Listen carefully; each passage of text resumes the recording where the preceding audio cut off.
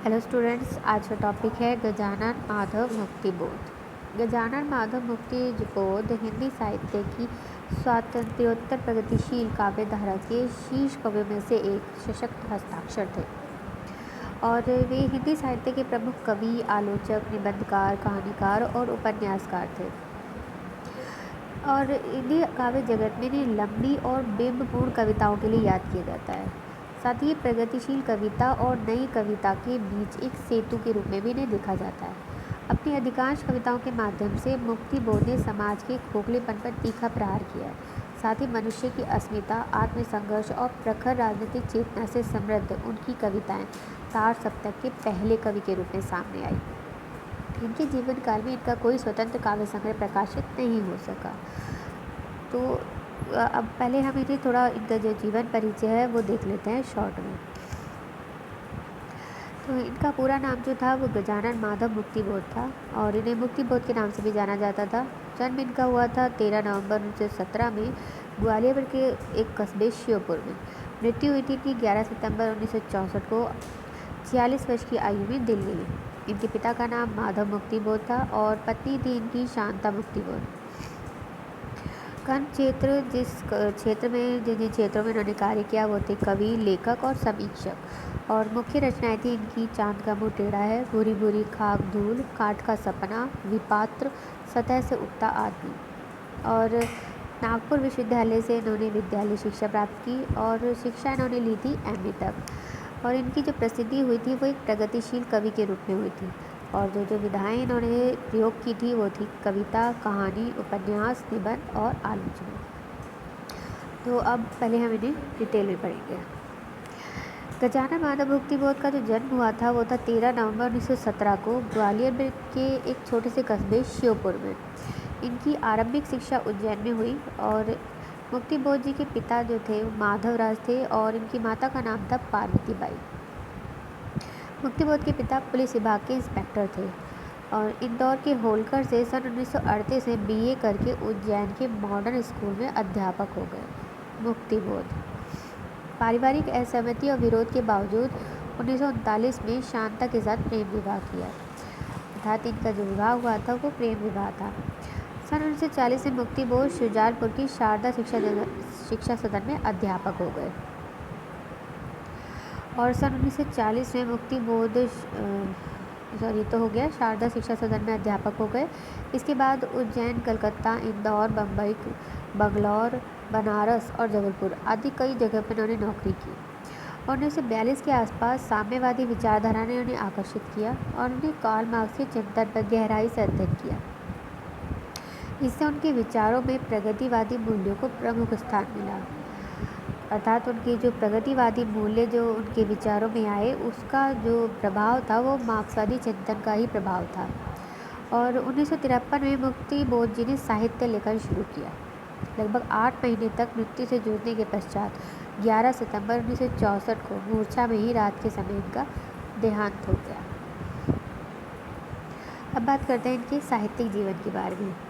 तो मुक्तिबोध जैसा कि पहले ही बताया जा चुका है कि तार सप्तक के पहले कवि थे, लेकिन उनका कोई स्वतंत्र काव्य संग्रह उनके जीवन काल में प्रकाशित नहीं हो पाया।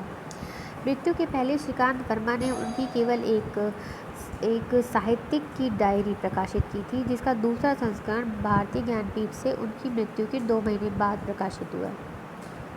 इस प्रकार उनके जीवन काल में कोई भी काव्य संग्रह उनका प्रकाशित नहीं हो पाया।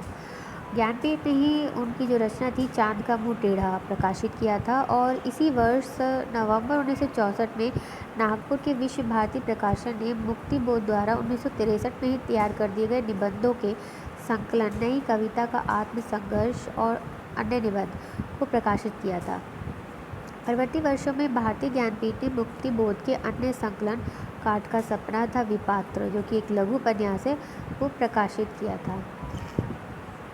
पहले कविता संकलन के 15 वर्ष बाद 1980 में उनकी कविताओं का दूसरा संकलन भूरी भूरी खाक धूल प्रकाशित हुआ और 1985 में राजकमल से पेपरबैक में 6 खंडों में मुक्तिबोध रचनावली प्रकाशित हुई।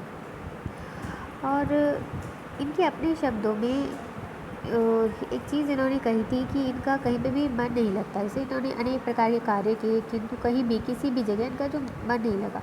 तो इस बारे में इन्होंने खुद ही कहा है कि नौकरियां पकड़ता और छोड़ता रहा, शिक्षक, पत्रकार, पुनः शिक्षक, सरकारी और गैर सरकारी नौकरियाँ, निम्न मध्य वर्गीय जीवन, बाल बच्चे, दवा दारू, जीवन मौत में उलझा रहा। तो इस प्रकार इनकी जो अपने शब्द हैं उसमें ही इनकी जो विसंगतियाँ थी जीवन के प्रति, वो स्पष्ट दृष्टिगोचर होती है।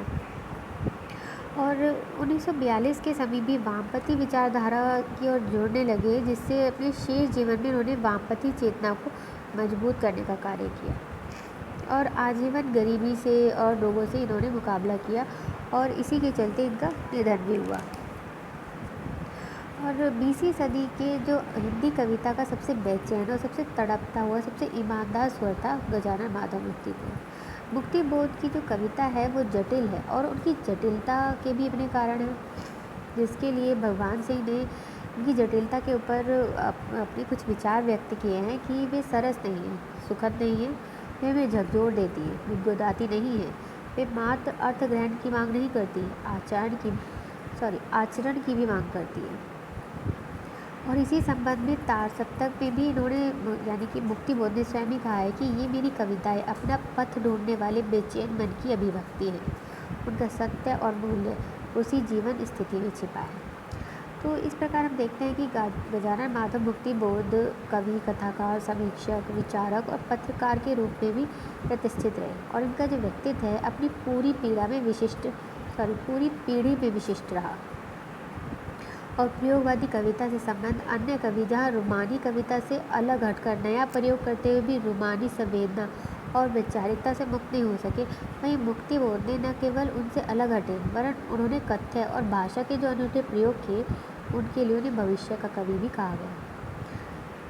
तो वस्तुतः उन्होंने अपने समय में कहीं आगे की कविताओं की रचना की, इसलिए वर्तमान में उनकी साहित्यिक लोकप्रियता का ग्राफ बढ़ा और अपने समय में बैठे हुए उन्होंने आज के सामान्य जीवन की विद्रुपता को भांप लिया था और पूर्णतः मुक्त भाषा और परिवेश से आबद्ध कालातीत कविताओं की ऐसी रचना की।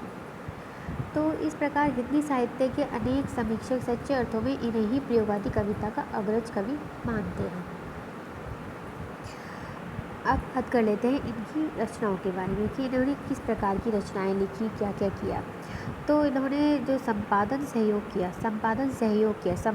किया, तो इन्होंने जिन जिन कविताओं में संपादन सहयोग किया वो थी वसुधा और नयापन। साथ ही जो इनकी कविता संग्रह थे वो थे चांद का मुँह टेढ़ा है, भूरी भूरी खाक धूल। इसमें चांद का मुँह टेढ़ा है ये अक्सर आ जाता है पेपरों में, अच्छी इनकी जो प्रसिद्धि हुई थी इस वाली जो कविता संग्रह है उसका भी काफ़ी योगदान था। इसके अलावा इन्होंने कहानी संग्रह भी लिखे हैं। तो कहानी संग्रह में इनका था काठ का सपना, विपात्र, सतह से उठता आदमी। और उपन्यास के अंतर्गत इन्होंने लिखा था विपात्र। और आलोचनाएं भी इन्होंने लिखी हैं, जैसे कि कामायनी, एक पुनर्विचार, नई कविता का आत्मसंघर्ष, नए साहित्य का सौंदर्य शास्त्र, समीक्षा की समस्याएं। तो जैसा कि हम जानते हैं कि मुक्ति बोध के जीवन में उनका कोई भी काव्य संग्रह या कोई भी रचना जो है वो प्रकाशित नहीं हुई थी। तो ये सब जितने भी हैं कविता संग्रह, कहानी संग्रह, उपन्यास, आलोचना, आत्मख्यान, इतिहास, रत्नावली, ये सब उनकी मृत्यु के बाद ही प्रकाशित हुए हैं। और में से बहुत कुछ ज्ञानपीठ, जो भारतीय ज्ञानपीठ है, उसने ही प्रकाशित किए हैं। तो आगे देख लेते हैं। इन्होंने एक आत्मख्यान भी लिखा है, एक साहित्यिक की डायरी, जैसे कि इसके बारे में पीछे ही पढ़ा था कि इसको भी इनकी मृत्यु के बाद जो पहला इनका जो रचना प्रकाशित हुई थी वो यही थी। इसके अलावा इन्होंने एक इतिहास भी लिखा है, भारत, इतिहास और संस्कृति। और इनकी जो रचनावली प्रकाशित हुई थी वो थी मुक्ति बोध रचनावली और इसके 7 खंड थे। इस प्रकार इनसे एक चीज़ थी कि डॉक्टर नामवर सिंह ने भी इनके बारे में बहुत सी बातें कही हैं, वो भी हम देख लेते हैं कि नई कविता में मुक्ति बोध की जगह वही है जो छायावाद में निराला की थी। और निराला के समान ही मुक्ति बोध ने भी अपने युग के सामान्य काव्य मूल्यों को प्रतिफलित करने के साथ ही उनकी सीमा को भी चुनौती देकर उस सृजनात्मक विशिष्टता को चरितार्थ किया, जिससे कि समकालीन काव्य का सही मूल्यांकन हो सके। तो डॉक्टर नामवर सिंह ने जो निराला जी के साथ इनकी तुलना की है वो काफ़ी हद तक सही जाती है, क्योंकि मुक्ति बोध और निराला के दोनों में समानता यही है कि निराला जी ने भी अपने वक्त के, अपने समय के जो भी रचनाओं की जो भी सीमाएं थी उनको तोड़ा और उनसे आगे की बात अपनी रचनाओं में कही। यही काम मुक्ति बोध ने भी अपनी रचनाओं में किया। तो इस प्रकार हम देखते हैं कि जो मुक्ति बोध हैं वो उन्होंने छायावादोत्तर के परंपरा, कवियों की परंपरा के प्रति अपने विद्रोह के भावों को प्रकट किया है, और उन्हीं की भांति अनेक कवियों ने भी परंपरा से विद्रोह के भाव को प्रकट किया, किंतु उनमें छायावादी रोमानी संवेदना झलकती है। लेकिन सही अर्थों में मुक्ति बोध ने ही सर्वप्रथम परंपराओं और पूर्व संस्कारों के प्रति पूर्ण विद्रोह के भावों को अभिव्यक्त किया। तो ये थे मुक्ति बोध जी। और आगे इस लेक्चर में हम इतना ही करेंगे। अगले वाले लेक्चर में हम इनकी काव्यगत विशेषताओं के बारे में बात करेंगे, और साथ ही इनकी जो रचना हमारे कोर्स में लगी है उसके बारे में बात करेंगे। तो आज के लिए इतना ही। Thank you.